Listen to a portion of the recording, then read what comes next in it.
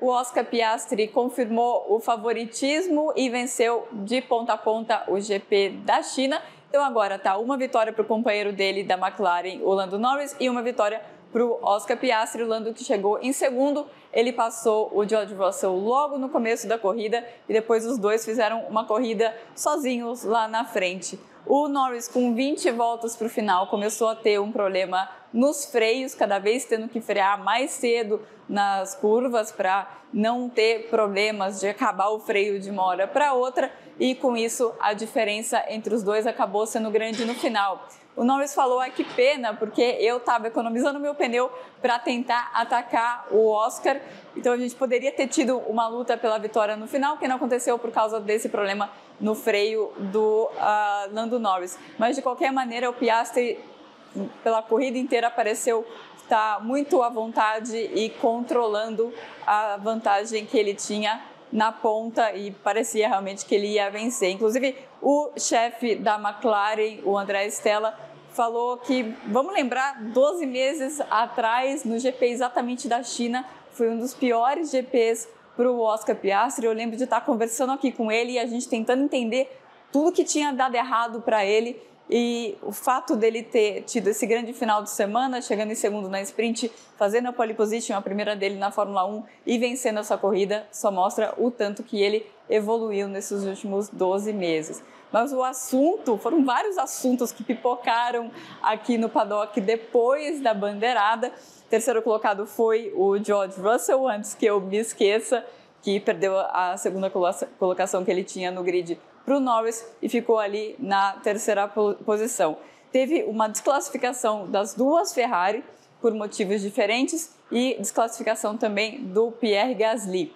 O Gasly e o Charles Leclerc foram desclassificados pelo mesmo motivo, porque eles estavam abaixo do peso mínimo, que é de 800 quilos na Fórmula 1, juntando o carro e o piloto.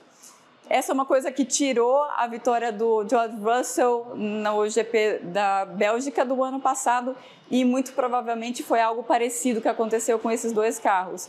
Todo mundo foi para a corrida achando que seria uma corrida de duas paradas, por causa do grande desgaste que todo mundo teve na sprint com os pneus médios, e no final das contas o pneu médio se comportou ok e o pneu duro se comportou muito bem. O pneu duro que mudou para esse ano, então ninguém sabia como ele ia se comportar e ninguém tinha usado ainda esse pneu. Lembrando que o pneu duro da Austrália é mais macio do que o pneu duro que foi usado nesse final de semana aqui na China. Então, por conta disso, tem essa diferença de peso, as equipes estão sempre muito do limite e provavelmente foi isso o que pegou a Alpine e a Ferrari de calça curta. Mas e o Lewis Hamilton? O problema dele foi diferente.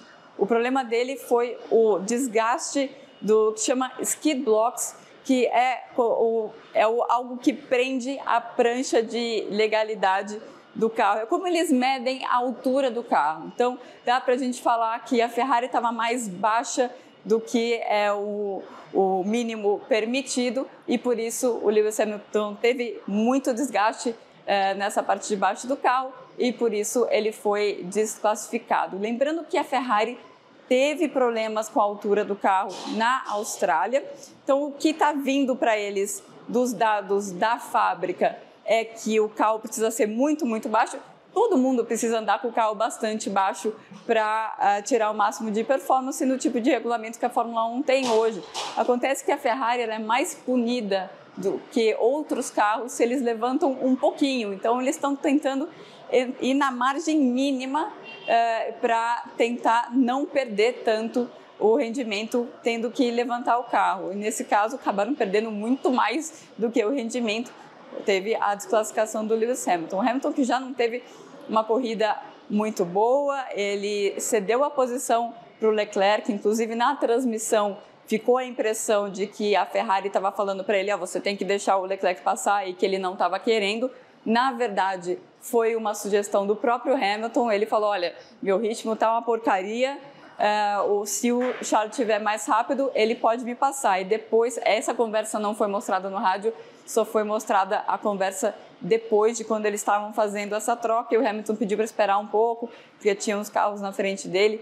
Mas, Enfim, foi feita essa inversão, o Leclerc chegou na frente do Lewis Hamilton, mas isso não valeu nada, porque os dois carros foram desclassificados. Bom para o Esteban Ocon, que surpreendeu muito a Haas, que teve um final de semana horrível na Austrália. Agora ele conseguiu a 5ª colocação nesse GP da China, e o Max Verstappen foi o 4º colocado. O Verstappen, que não fez uma boa primeira parte da corrida, porque eles estavam com muito medo pelo que aconteceu com o pneu dele na sprint, por isso o ritmo dele foi muito mais lento. Depois ele melhorou bastante o ritmo no final, mas de qualquer forma chegou na 4ª colocação.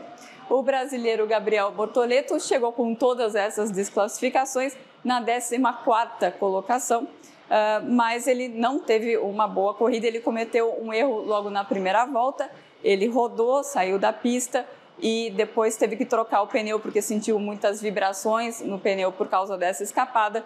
Então ele teve que fazer 2 paradas. A maior parte do tempo ele ficou correndo sozinho lá atrás, e o que dá para tirar de bom nessa corrida foi o ritmo consistente que ele demonstrou, principalmente no segundo jogo de pneus dele, quando ele estava na parte final da corrida. Inclusive ele fez a melhor volta da corrida em determinado momento da prova, conseguiu pegar o companheiro dele, o Nico Hülkenberg, ultrapassar o Hülkenberg, mas o Hülkenberg estava com sérios danos no carro dele, porque também o Hülkenberg escapou na primeira volta e danificou bastante o assoalho dele, teve uma corrida muito ruim. Eu falei com os dois pilotos, né, e o Hülkenberg falou: olha, eu não sou nenhum novato, eu sei que quando está na primeira volta tem bastante turbulência, mas o nosso carro na turbulência, ele é muito pior do que o que eu estou acostumado. Ele que estava na Haas do ano passado é um dos pilotos mais experientes do grid.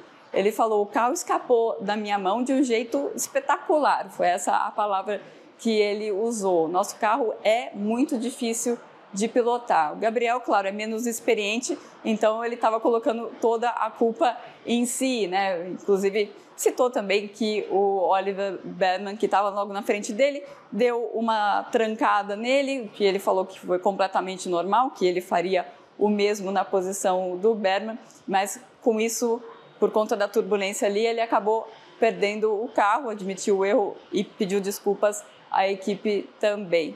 A Fórmula 1 agora vai para o Japão, daqui a 2 semanas tem a corrida do Japão, e pode ser que a gente já tenha uma mudança no grid. Eu não vou dizer que é uma grande possibilidade que isso aconteça, mas outro burburinho aqui do paddock foi em relação ao futuro imediato do Liam Lawson, piloto da Red Bull, companheiro do Max Verstappen na Red Bull.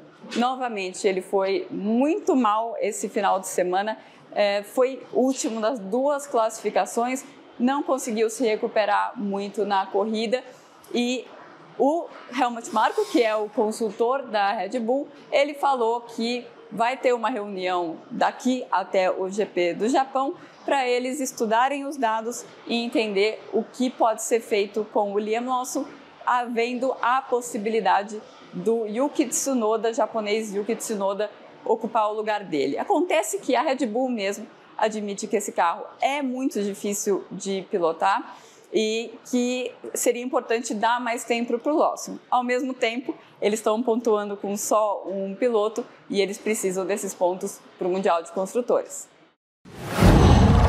Uau.